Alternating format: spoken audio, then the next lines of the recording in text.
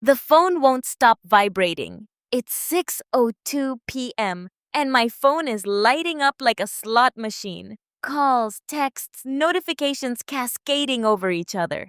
Jason's name flashes on the screen again and again. His mom, his sister, friends whose numbers I barely recognize. The California bar results just posted 2 minutes ago, and I'm in room 2214 of the Hilton LAX, wearing a hotel robe that isn't mine, watching Robert close his laptop with a definitive click.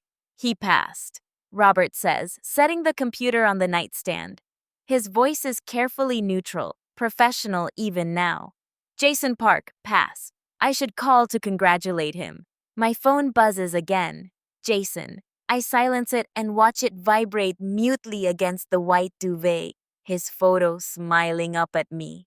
The picture from our wedding 3 years ago, when he still had that law school confidence, before the bar exam broke him twice. I know exactly what's happening at our apartment right now. I can see it perfectly. Jason sitting on our worn couch, surrounded by his parents, his sister Michelle, probably our friends David and Kara. His laptop open to the California bar website, the page he's been refreshing every 30 seconds since 5:45 p.m. I was supposed to be there. I promised I'd hold his hand when the results appeared. We'll find out together, he'd said this morning, kissing my forehead. Win or lose, together. But I'm here instead, with Robert Chen, the $8,000 bar prep tutor that I hired with the last of our savings, to help Jason finally pass on his third attempt. The tutor who spent 6 months rebuilding Jason's shattered confidence, teaching him how to conquer the exam that had defeated him twice. The tutor who started texting me about Jason's progress, then about how I was holding up, then about things that had nothing to do with bar prep at all. My phone lights up again. Text from Michelle. Where are you? He passed. He's crying. He's looking for you. I stare at the message. In our apartment, Jason just saw those words on his screen for the first time in 3 years of trying. Pass. Not the not pass that destroyed him in July 2022. Not the not pass that made him question everything about himself in February 2023. This time, pass. His mother is crying. His father, who couldn't hide his disappointment when Jason failed twice, who made comments about how Jason's cousins passed on their first try, is finally proud. And Jason is looking for his wife, the woman who supported him through 2 failures and a crippling depression, who paid for the tutoring that made this moment possible. That wife is here, in a hotel 6 miles away, with the tutor he's probably thanking right now. Robert stands and begins dressing, buttoning his shirt with efficient movements. He's 45, 17 years older than Jason, and he moves through the world with the confidence of someone who's never failed at anything important. That's what I noticed first about him, back in July when I sat in on that initial tutoring session. The certainty. Jason was broken, apologizing for not understanding concepts, and Robert was calm and sure. You're not stupid. The bar test's test-taking, not intelligence. We'll fix this. And he did fix it. Jason passed. The tutoring worked. My phone buzzes. Jason again. I imagine him holding his phone with shaking hands, wanting to hear my voice, wanting to share this moment that ends 3 years of failure and self-doubt. I don't answer. Robert looks at me. You need to go. They'll be wondering. I nod. We don't say anything else. What is there to say? We both know what this is, what I've done. What's happening in that apartment where Jason is experiencing the biggest moment of his professional life while his wife is here, smelling like another man's cologne? I get dressed. Robert kisses my forehead, a gesture so similar to Jason's this morning that I feel sick, and says, congratulations to him, really. He earned it.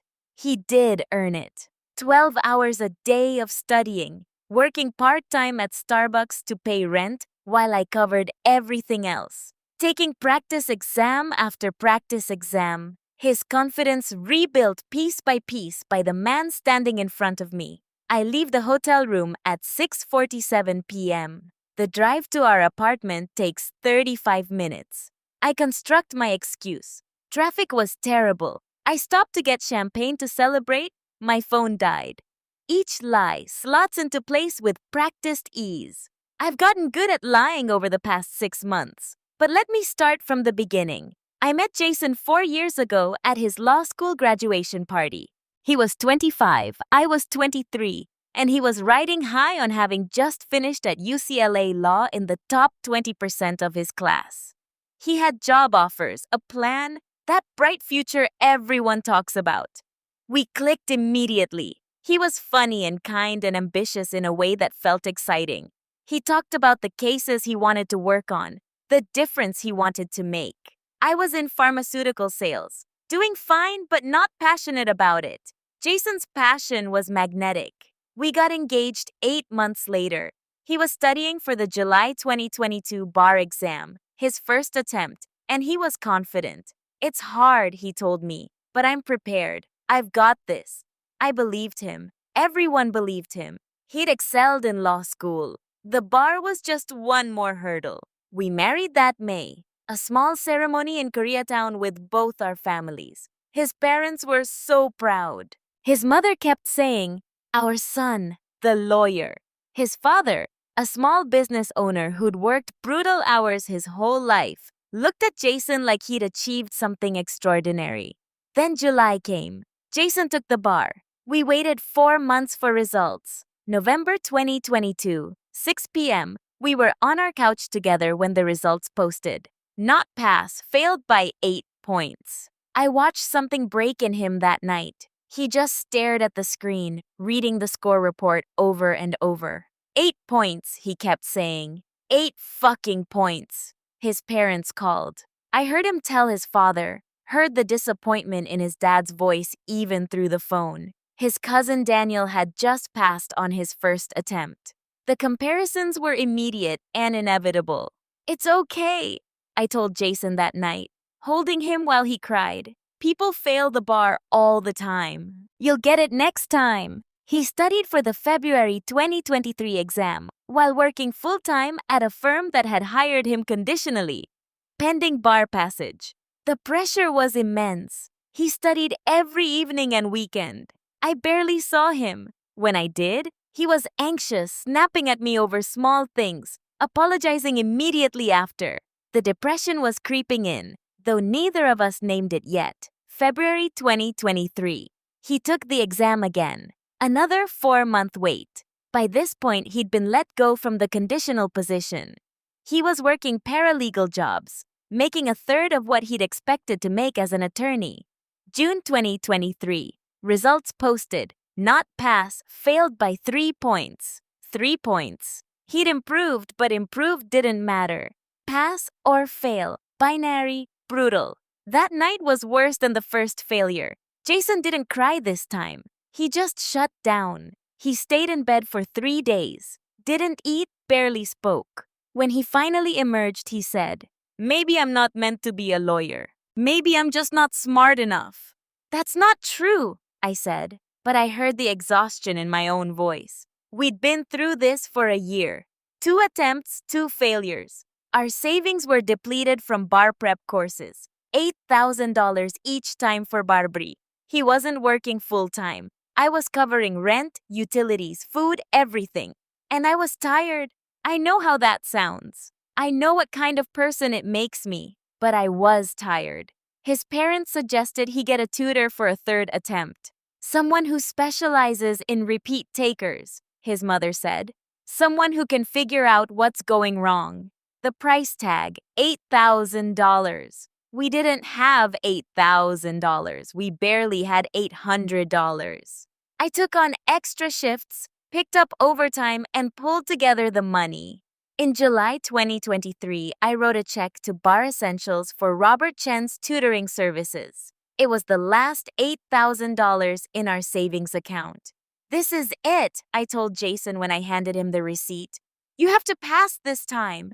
The pressure in those words. I can still hear it. Not "you'll pass" or "you can do this," but "you have to." Because we couldn't afford a 4th attempt. Because I couldn't afford it. Financially or emotionally? Robert came to our apartment for the first session in early August. I sat in because I wanted to understand what we were paying for, what would make this time different. Robert was 45, divorced, no kids, completely devoted to his work. He had an 87% success rate with repeat takers. He was expensive because he was good. I watched him with Jason that first day. Jason was apologetic, diminished, already defeated before they started. I don't know what I'm doing wrong, Jason said. I study so hard, but when I'm in the exam, I just blank. Robert was patient but firm. You're not stupid. You graduated law school with honors. The bar isn't testing what you know. It's testing your ability to take this specific test under pressure. That's a skill we can build. Something shifted in Jason's face. Hope, maybe. Or just the relief of someone telling him he wasn't fundamentally broken. Over the next weeks, Robert rebuilt Jason's approach from the ground up. New study schedule, new strategies, therapy for the test anxiety. And it worked. Jason started improving on practice exams. His confidence began returning in fragments. Robert started texting me updates. Jason scored 72% on MBE practice today. Great improvement. He's really turning a corner. Professional, appropriate. Then October came. Jason was studying 12 hours a day. I'd leave for work at 7 a.m., and he'd be at the dining table with his books. I'd come home at 7 p.m., and he'd still be there, or at the library. We barely spoke. When we did, he talked about the bar. Only the bar. I understood. I did. This was his third attempt and his last chance. Everything rode on this. But I felt invisible. Robert's text shifted subtly.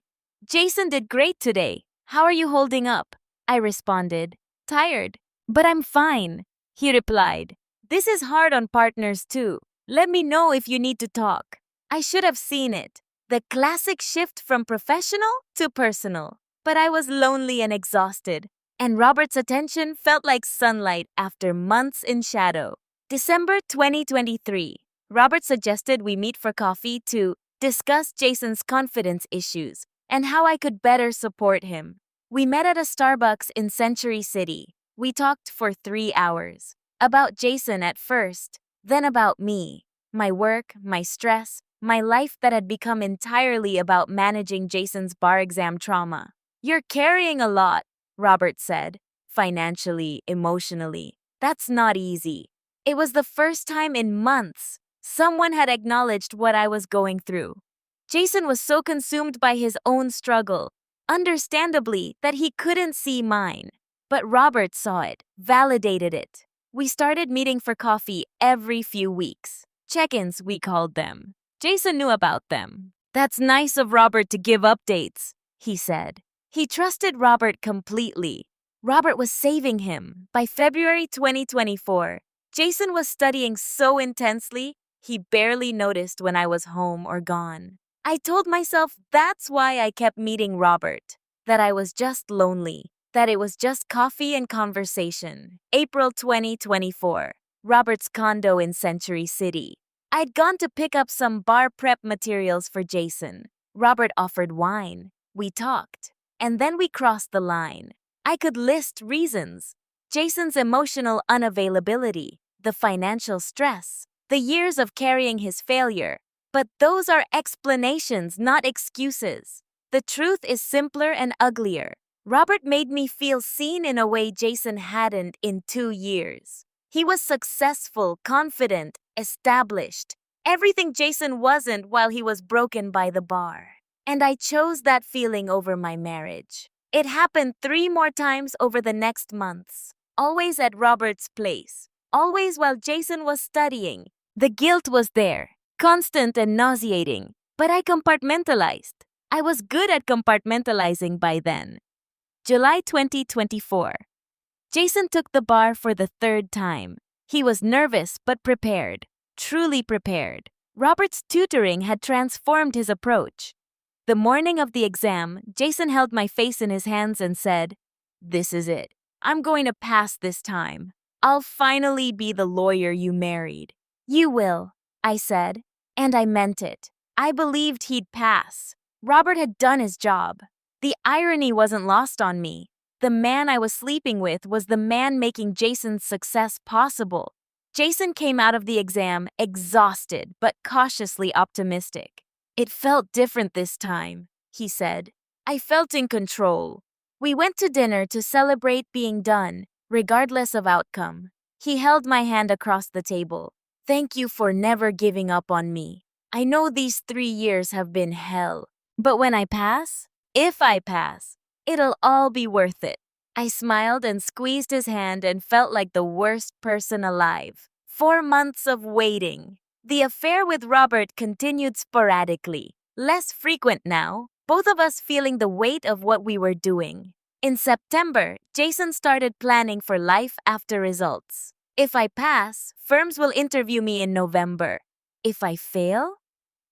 He didn't finish that sentence. We both knew there was no fourth attempt. We had no money left.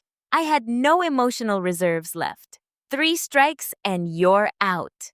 But Jason wasn't going to fail. His practice scores had been excellent. Robert assured us both Jason would pass. This morning, results release day.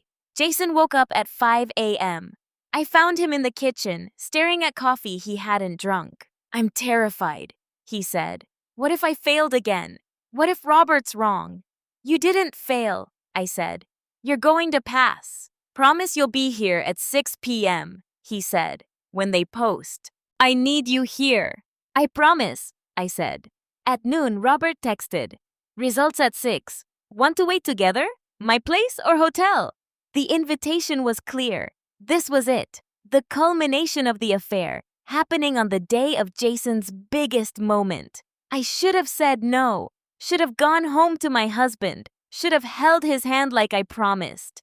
I texted back, Hotel LAX Hilton. I left work at 3 p.m., telling my boss I needed to be with my husband for bar results.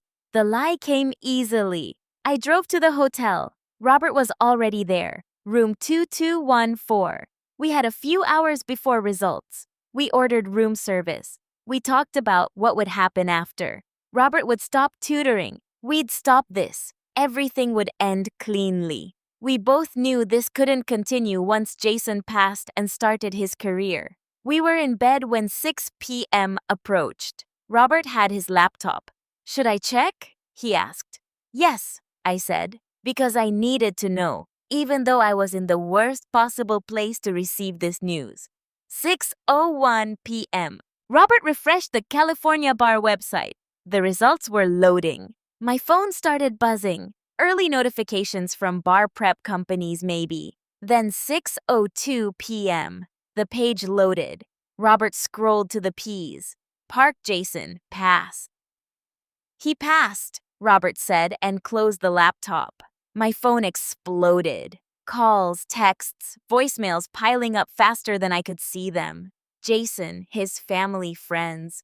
Everyone celebrating, everyone looking for me. I sat there in a hotel robe, phone buzzing with my husband's joy, and felt nothing, just hollow. I couldn't answer. What would I say? Where was I? How would I explain? Michelle's text. Where are you? He passed. He's crying. He's looking for you. He's looking for me. At the moment of his greatest professional achievement, after 3 years of failure and depression and grinding study, after working at Starbucks in his suit and tie, after spending our last $8,000 on the tutor who finally helped him succeed. He's looking for his wife, and his wife is here. I left at 6:47 p.m., drove home in silence, constructing my story.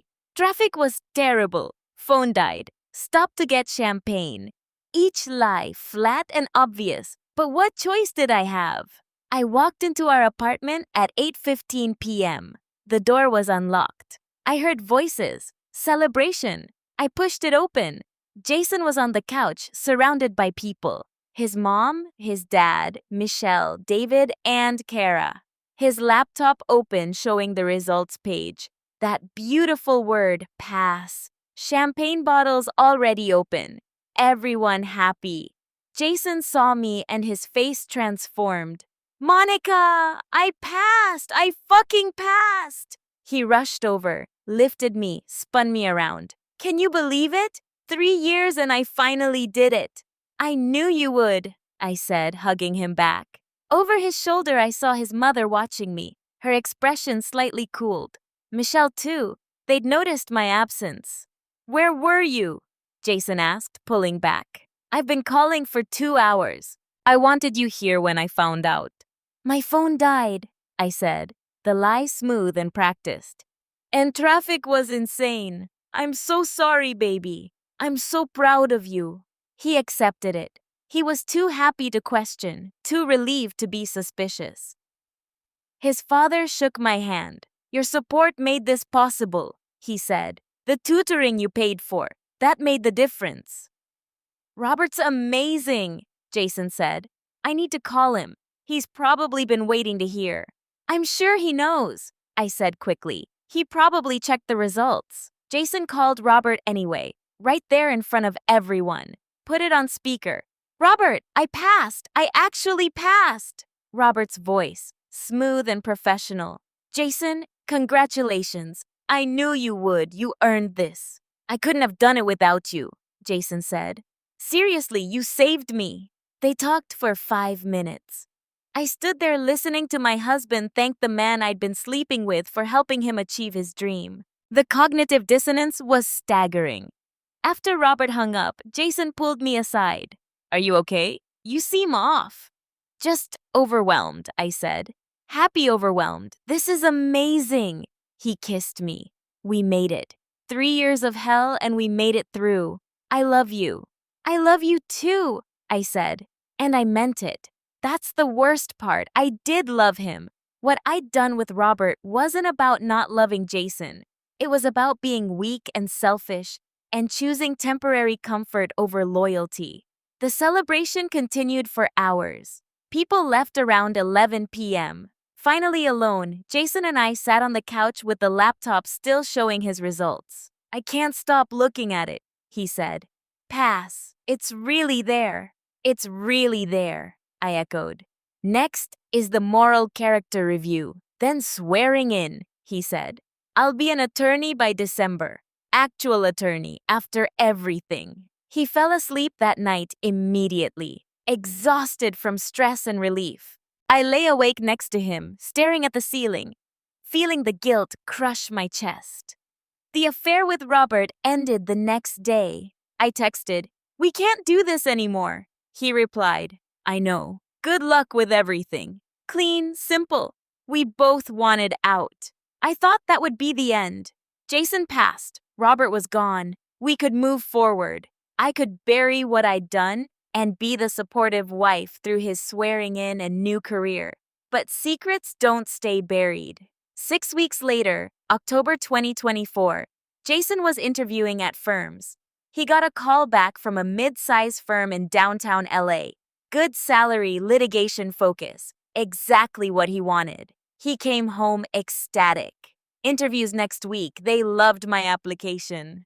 The interview went well. They made an offer. Jason accepted. Start date, January 2025, after his swearing in. November, Jason went through the moral character review for the California bar. Background check, references, financial review. Standard procedure. He passed easily. Jason was exactly what he appeared to be. A good person who'd struggled with a difficult exam. December 15th, 2024. Swearing-in ceremony. Jason's family came. I wore a blue dress. We sat in a courtroom with hundreds of other new attorneys. Jason raised his right hand and took the oath. I solemnly swear. I watched him become the thing he'd worked so hard for.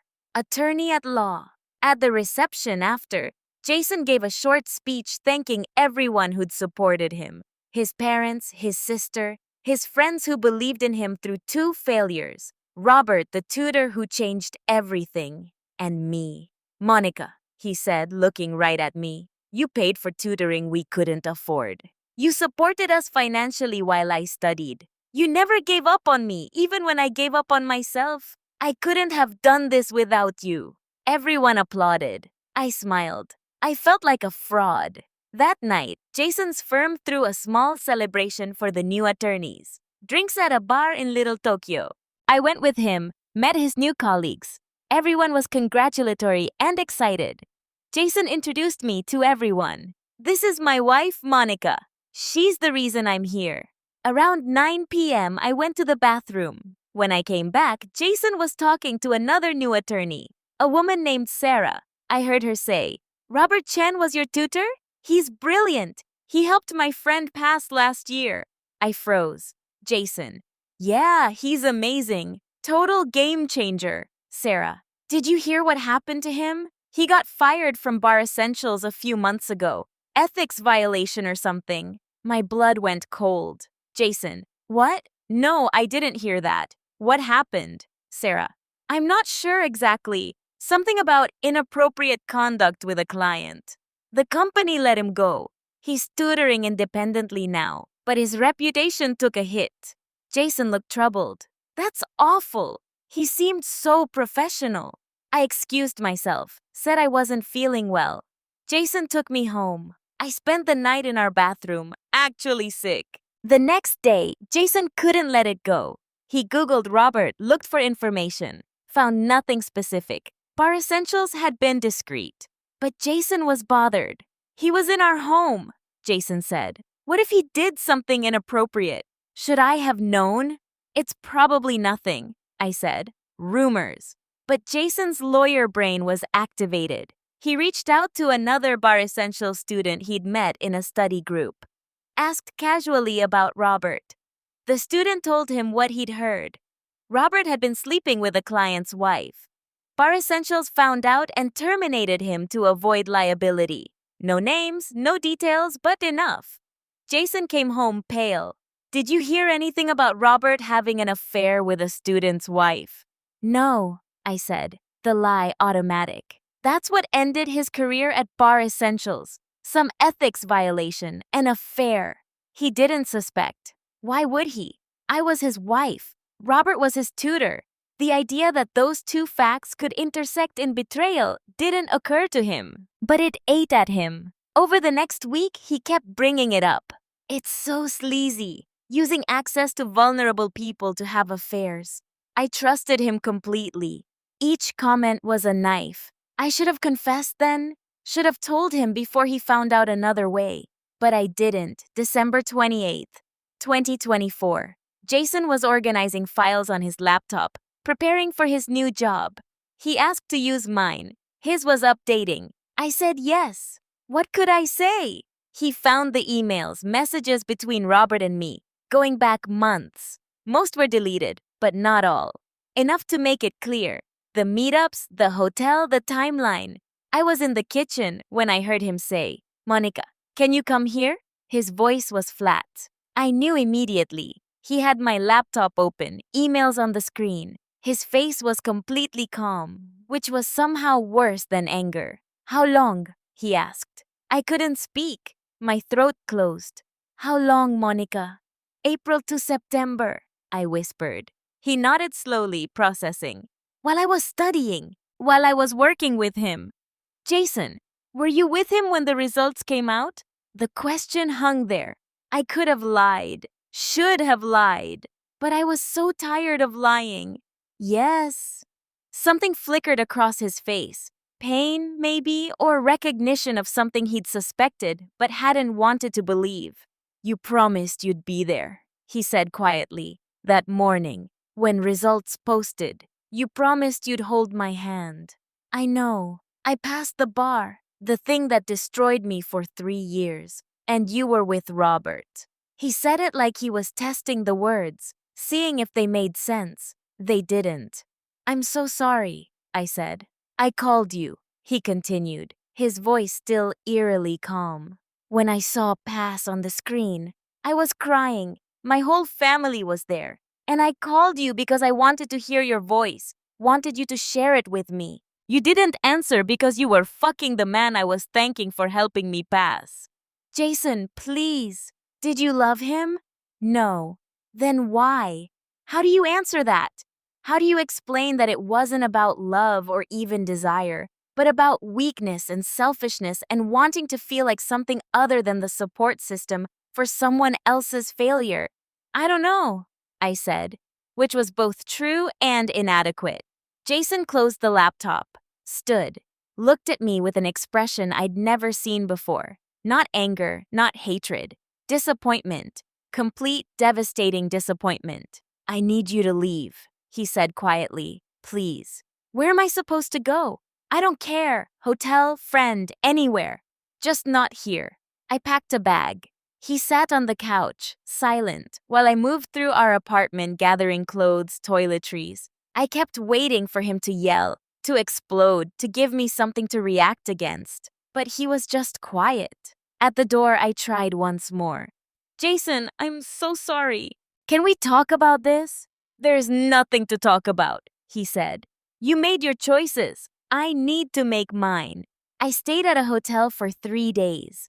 Jason didn't call or text. I reached out multiple times. Nothing. On day 4, I came back to the apartment to find the locks changed.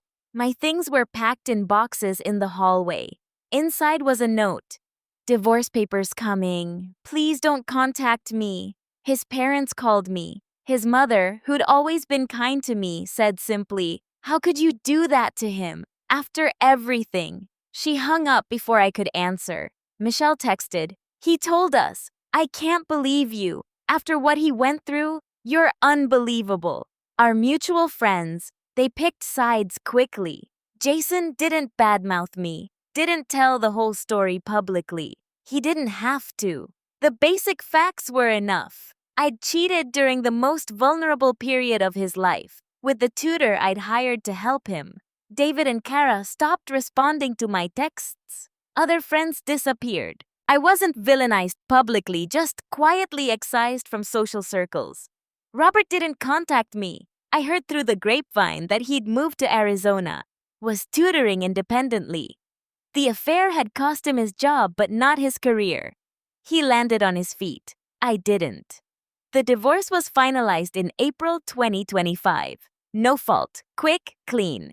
We had no kids, no property to split. Just the end of a marriage. Jason started his job at the firm in January. I saw on LinkedIn, he was thriving, doing the work he'd dreamed of, living the life that 3 years of failure had delayed but not derailed. And I was alone. I'm 28 now, still in LA, still in pharmaceutical sales. Same job, same salary, same life minus the husband. Jason is 30. I don't follow him on social media. He blocked me everywhere. But mutual friends' posts sometimes show him.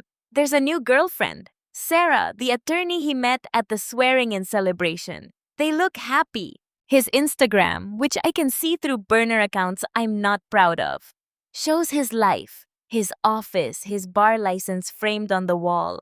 Outings with Sarah, posts about cases he's working on. Last month, 1 year after the bar results, he posted a photo of his bar card with the caption, "1 year as an attorney. The journey was brutal but worth every moment. Grateful to everyone who believed in me." The comments were full of congratulations. Sarah commented, "So proud of you." His mother, "Our lawyer's son." Robert even commented, "You earned it, Jason." My name appeared nowhere in that journey. I paid for the tutoring that made it possible. I supported him financially and emotionally through 2 failures. I was there for the worst parts, but I wasn't there for the best part, the moment of victory. And that's what matters. I destroyed us at the finish line. I think about that day a lot. November 8th, 2024, 6:02 p.m. Jason on our couch, surrounded by family, seeing pass for the first time in 3 years. The relief, the joy, the validation after so much failure. Looking for his wife to share it with. And me in a hotel room, phone buzzing with his calls, unable to answer because I was with Robert. I funded Jason's dream. $8,000 we didn't have. Money I scraped together from overtime and extra shifts. Robert used that money to help Jason pass the bar. And while he was doing that, I was sleeping with him. Jason passed the bar on his 3rd attempt. got sworn in, became an attorney, built the career he'd worked so hard for, found someone new who was there for the good parts. I got exactly what I deserved. Nothing. The California Bar website has a public attorney search. Sometimes I look up Jason's name, Park Jason. Active status, admitted 2024. It lists his firm, his bar number, proof that he made it. My name isn't anywhere on that record. I'm not in the acknowledgments of his success story. I'm just the footnote about what almost derailed him, the betrayal during his moment of triumph. Jason gave 3 years and everything he had to pass that exam, studied 12 hours a day, worked at Starbucks to pay rent, endured bone-deep depression and self-doubt, got back up after 2 failures and tried again. Succeeded. I gave $8,000 and 5 years of a relationship. Then I gave it all away for 6 months of hotel rooms with a man who dropped me the moment it was inconvenient. Jason has his bar license, his career, his new girlfriend, his future. I have an empty apartment and the knowledge of who I am. The woman who betrayed her husband while he was passing the bar exam that had broken him twice before. He was on our couch, achieving his dream, looking for me, and I wasn't there. That's what I live with now. Not dramatic revenge or public shame, just absence. His absence from my life, my absence from his moment of victory, and the permanent absence of the person I thought I was before I made the choices that proved otherwise. Jason's bar license hangs in his office. I saw it in a photo Sarah posted, framed on the wall behind his desk. His name in formal script. Jason Park, attorney at law. I have nothing on my walls, nothing to show for those 3 years, except the memory of a promise broken and a marriage destroyed. He passed the bar. I failed everything that mattered. And unlike the bar exam, I don't get to take it again.